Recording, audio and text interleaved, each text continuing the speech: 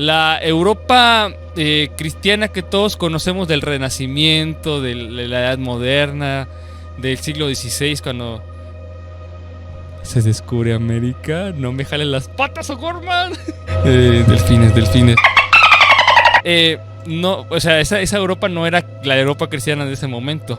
Ni siquiera la Europa medieval. El cristianismo estaba focalizado solamente en una región, ni siquiera de Europa, de Asia, del Asia Menor, de Medio Oriente, en Arabia, en Israel, porque pues el cristianismo primitivo pues es una comuna pequeña en esa región, pues primero con los 12, luego con todos los otros discípulos. Babilonia es parte del Medio Oriente, con todos los 12 discípulos y los discípulos de los discípulos y las comunidades que Pablo, el apóstol Pablo, empezó a fundar alrededor de esa región. Lo que el apóstol Pablo pues es, o San Pablo como ustedes le quieran llamar. ¿Has escuchado hablar de él, no? Supongo, Alexis. Ahorita es lo que estoy tratando de recordar, pero es que ahora sí que soy como que un poquito ajeno a la Biblia, pero como que de lejos lo trato de ubicar. Es que con todo este contexto ustedes van a entender perfectamente en qué punto se echó a perder la festividad de la víspera de Todos los Santos. Pablo prácticamente...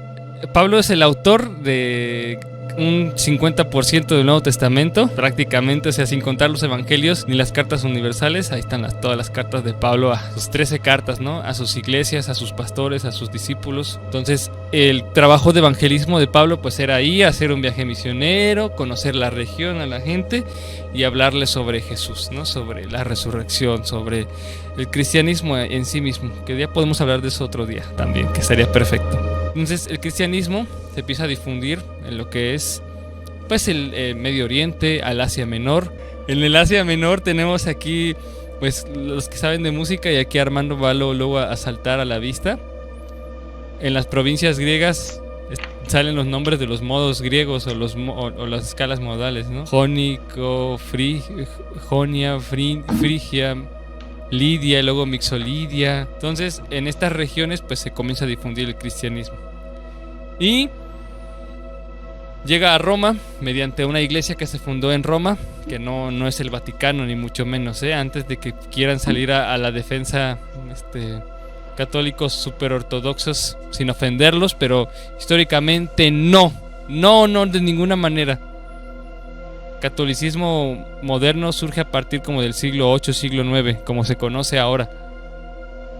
Saquen el Kraken, el mezcal. Entonces, en ese punto se difunde a Roma, pero después viene la persecución del emperador romano. ¿Quién era? Domiciano. No, era Nerón y luego Domiciano, a finales del siglo I, donde se escribe el último libro de la Biblia, el Apocalipsis. Y de ahí pues perdemos la pista un poco, pues porque no hay más libros que entren en el canon. Están las comunidades cristianas perseguidas, por supuesto, los discípulos de los discípulos, los padres apostólicos, tenemos sus cartas. Y ahí tenemos pues el cristianismo primitivo, que poco o nada tiene que ver con Roma, ¿no? ¿En qué momento es cuando el cristianismo se difunde se empieza a difundir pues por no toda Europa, por todo el Imperio Romano? En el siglo IV, con el emperador Constantino, pues después de la República Romana, pues fue una forma de gobierno aquí bien chida que les pudo funcionar de alguna manera, pero pues después entraron en una monarquía que fue en forma de imperio. Eso sí lo sabes, ¿no, Alexis? Sí, eso ahorita sí ya me estoy ubicando. Entonces, en la sucesión del poder, cuando no es heredado, pues por ejemplo el caso de los reyes españoles o de esa clase de monarquías vitalicias hereditarias, pues por ejemplo en el Imperio Español fallecía por ejemplo Carlos I y le dejaba el poder a Felipe II, luego Felipe III, y así nos íbamos pero cuando no había esa clase de sucesión tranquila, relajada, pues existían las famosísimas guerras de sucesión. Como dice su nombre, suceder. ¿Cuál es el siguiente paso a hacer?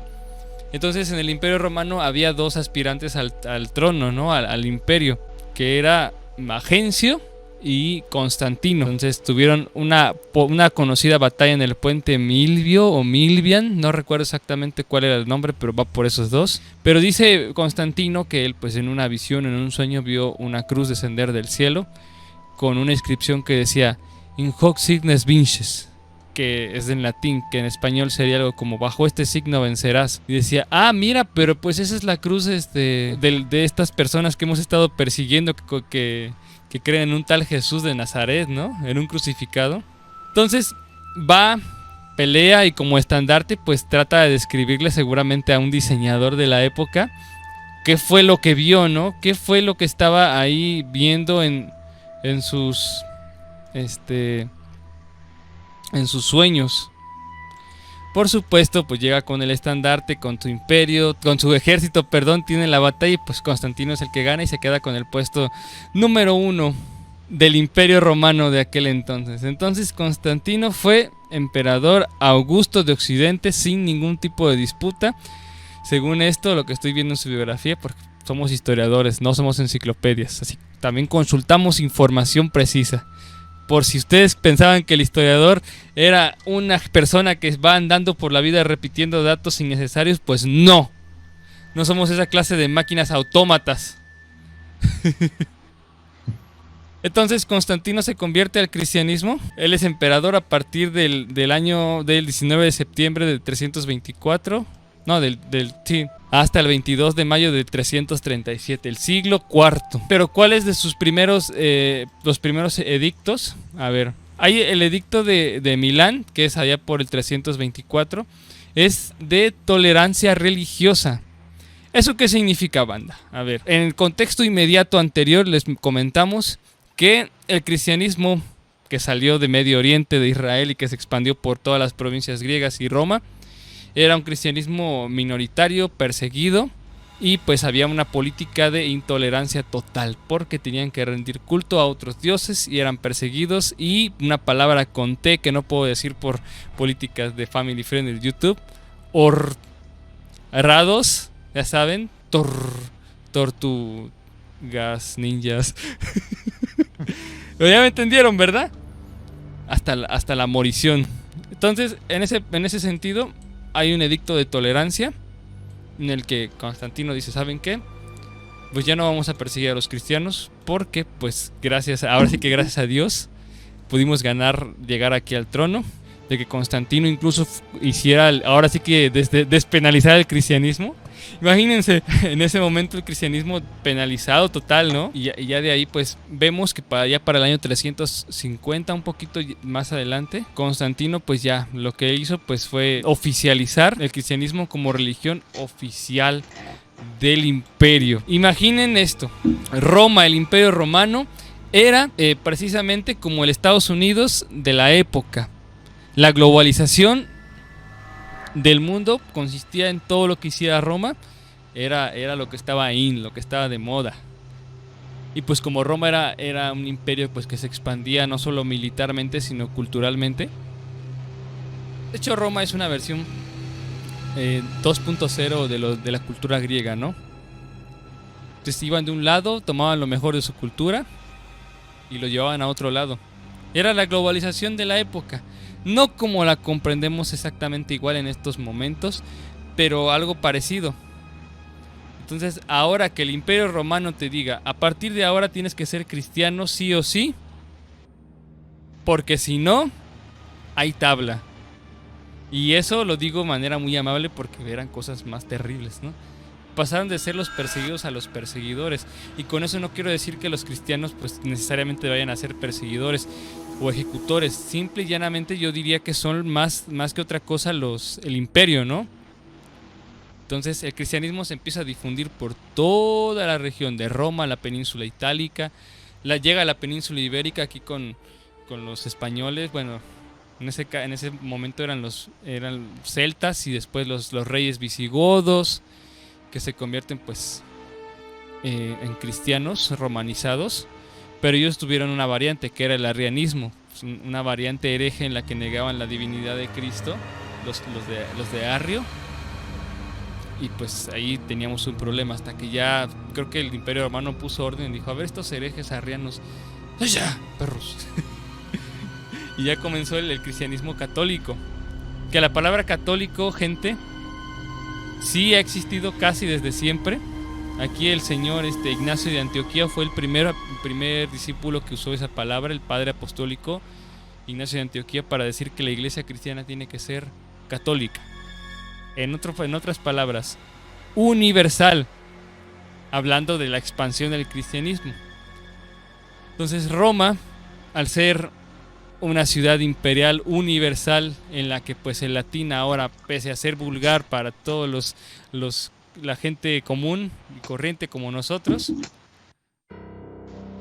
ahora pues ya tenía que hablar latín, tenía que ser cristiana, y para ello hubo un señor que se llamaba Jerónimo, no me acuerdo su nombre, vamos a ver. Jerónimo, Vulgata latina. Ok, la Vulgata fue traducida. La Vulgata latina es una versión en latín de la Biblia, del Antiguo y del Nuevo Testamento, traducida, realizada por el señor Jerónimo de Estridón, Eusebio Hierónimo o Eusebius Sophronimus Hieronymus en griego, Eurónimos, ¿no te suena? Vikernes Euronymous. ¿Cómo a qué suena, no? Suena como a eso, ¿eh? Es que aquí está Hieronymus. Por ahí va, ¿eh? Ya hablamos de ellos en charlas nocturnas de hace unas cuantas semanas. Entonces, San Jerónimo o Jerónimo de Estridón, pues tradujo la Biblia al latín. Por supuesto que no podía todo el mundo tener acceso a la Biblia, salvo pues ahora surgen lo que son las órdenes religiosas, los monjes, los que se van a la... A ver, ahorita voy a leer el chat, ¿no? Mi compa el Edward es una gonería, hace de la historia algo digerible. Es que la historia no es aburrida, lo aburrido es la forma en cómo te enseñan historia, cómo te transmiten ese conocimiento. O sea, que ustedes antes de decir, ay, es que la historia es aburrida, ña. No, lo que aburrido es las formas de enseñar la historia. Continuamos. Entonces en el cristianismo surgen lo que son los conventos, los que son los monasterios, donde ciertos grupos de personas por decisión propia deciden aislarse de todo el mundo para buscar a Dios, para tener un encuentro con Él. Y pues los encierros monásticos, pues las escrituras, la lectura y la transcripción, porque pues antes no teníamos, es que no tengo un libro por aquí.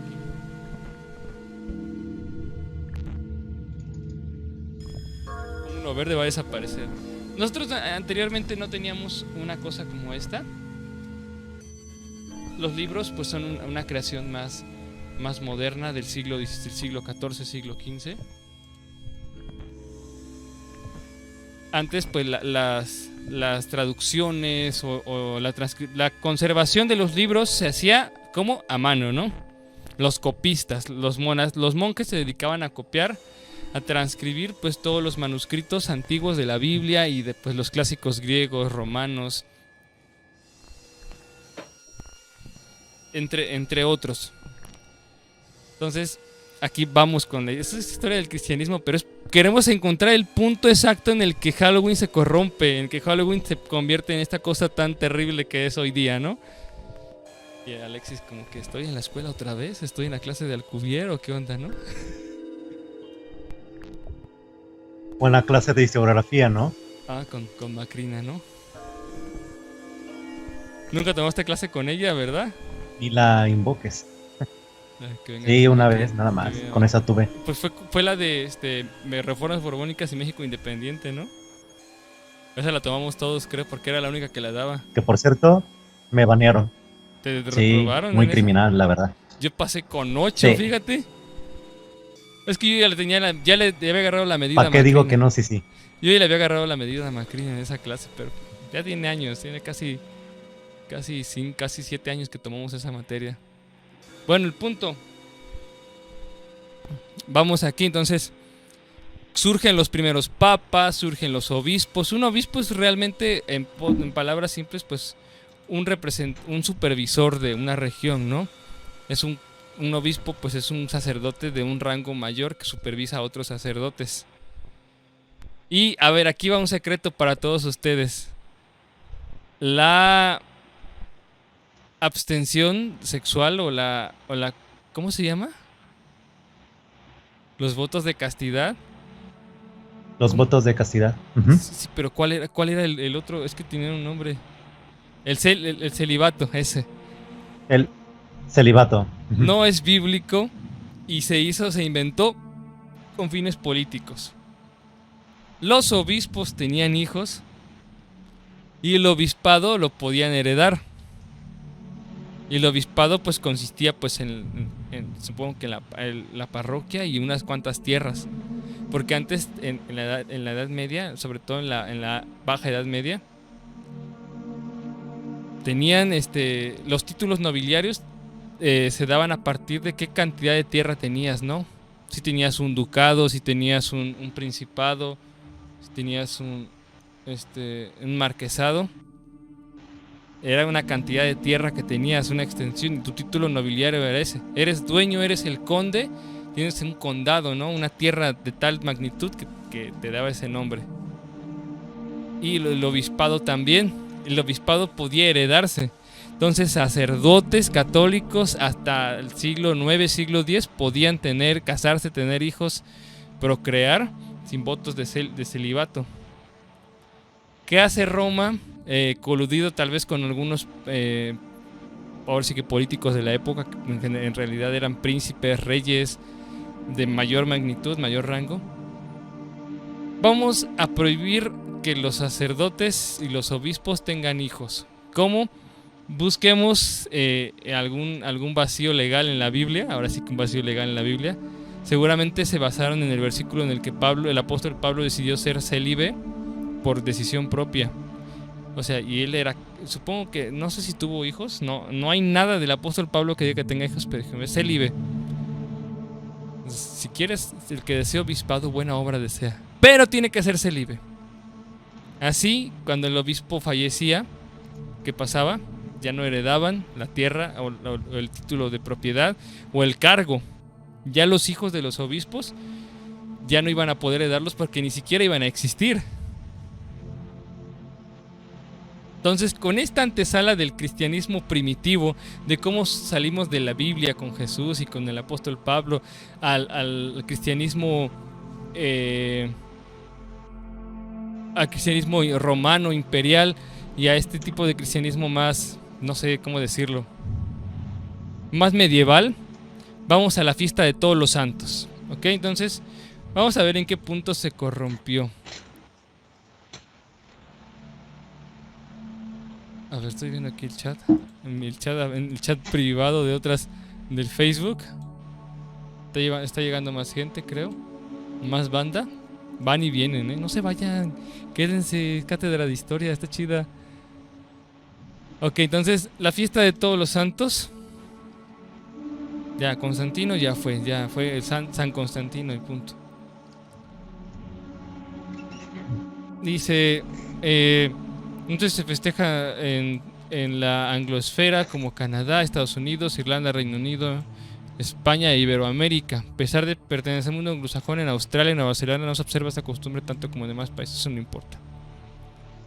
Entonces, ya les dije anteriormente que Europa y parte de Asia no eran cristianas como las conocemos hoy día o como se conocieron en la Edad Moderna, sino que ya con ya llegamos a este punto, toda la estructura eclesial, la jerarquía católica ya estaba bien establecida, porque sí, el catolicismo era como lo top, ¿no? Lo único que existía en ese momento, catolicismo romano, y también estaba el catolicismo ortodoxo griego y el judaísmo y el islam, ¿no?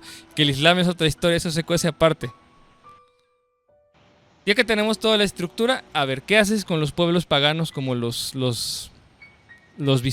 godos o los godos en sus ramificaciones, visigodos y ostrogodos, con los germanos, con los lombardos, con los vándalos, y no vándalos de que van y hacen sus destrozos en la calle, sino vándalos con, no me acuerdo si es con V o con B.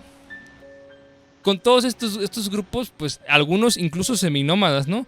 Con los vikingos, con los nórdicos, con los sajones. O sea, los sajones son los de Reino Unido y por allá, ¿no? Los de Países Bajos. ¿Qué haces con todos ellos? Cuando el Imperio Romano pues cae en el siglo IV, siglo V por ahí, vuelve a resurgir, pero pues como una versión pues 2.0, no tan interesante, pero igual de poderosa, porque ya hay un amarre, una unión, un matrimonio entre la iglesia y el Estado, y eso lo hace más potente, ¿no? Vas a ejercer tu influencia a partir no solo de lo político y lo militar, sino también de la religión. ¿No, Alexis? Comienzan los trabajos de evangelización. Les decíamos que las órdenes religiosas o el clero regular, los monasterios y los monjes y los agustinos, franciscanos, dominicos, jesuitas ya más adelante, pero pues quedémonos con los franciscanos y los agustinos, ¿no? Más o menos por ahí. ¿Qué iban a hacer en ciudades paganas o en pueblos no cristianos? ¿Cuál era su labor de estas órdenes religiosas? Estás bien lagueado, Alexis. Pues yo creo que tenían... Sí, es lo que estaba pensando. Sí, precisamente como comentamos, todo este aparato religioso es el que yo creo que recae toda la chamba, ¿no? Porque hemos visto, a ver, aquí yo creo que me va a salir un poquito de contexto, es lo que igual en clase recuerdo que nos comentaron, que realmente en este caso si lo aterrizamos en el caso de la conquista de lo que es América, o lo que se conoce como América, pues no fue puramente cuestiones bélicas, que bueno, en parte sí, pero los que tuvieron ese papel, vamos a llamarle fundamental, pues fue este aparato religioso, ¿no? Que tuvo toda esta, vamos a llamarle conversión de lo que es, o esa transición de... Sí, recuerdo. Sí, entonces, por ahí es tu comentario bastante acertado, porque aquí en América funcionó perfectamente el evangelismo con los pueblos indígenas, más que con la mano dura, ¿no? Entonces en Europa pasaba precisamente esto. Los órdenes religiosas salieron a esos pueblos, sobre todo pues, bueno, no puedo decir Alemania porque no existía como tal, pero pues los pueblos germánicos circundantes a esa región de lo que conocemos hoy como Alemania, Austria, Países Bajos, incluso, o sea, los que se aventuraban en subirse en un barco y lanzarse hasta la isla británica, a los sajones, a evangelizarlos. Pero, ¿qué pasó en ese proceso de evangelización? ¿Cuál fue la estrategia de aquí, de San Francisco de Asís y compañía, de los agustinos, porque San Agustín ya no estaba vivo para ese entonces, y de las otras órdenes religiosas?